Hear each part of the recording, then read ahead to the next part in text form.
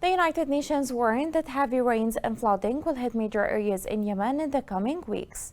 This is expected to double the suffering of citizens who are already crushed by the conflict.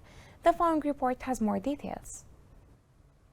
The United Nations renewed its warnings of the dangers of floods, which are expected to hit separate areas in Yemen during this July. The United Nations Food and Agriculture Organization said that forecasts for the current month of July show heavy rains in the governorates of Damar, El-Dara, Lahj, and Taiz.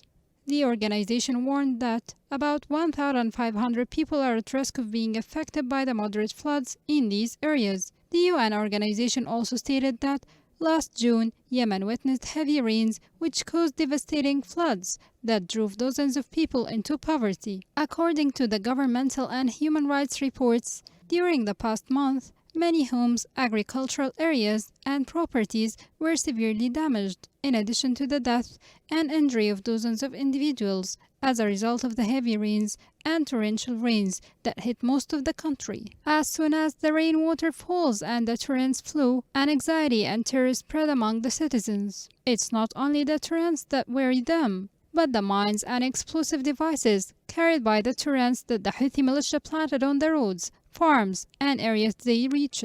Thousands of mines were swept away by the torrential rains in Ma'rib, few of which the citizens were able to deal with, while thousands of mines and explosive devices were still washed away by the torrents, posing a threat to civilians and livestock, impeding the movement of citizens, and they are no longer able to carry out their daily activities or reach their farms, which requires the intervention of the concerned authorities to clear those areas of mines. The floods are flowing with what dazzles the farmers and astonished them after it revealed the huge amount of mines in the land that the Houthi militia has polluted with a wide network of mines and explosive devices, until death has been waiting for children and women in plains, valleys, and villages, and every day falls a victim with no sin, except that they live in a time of the militia amid the international silence which encouraged them to continue their crimes against Yemenis.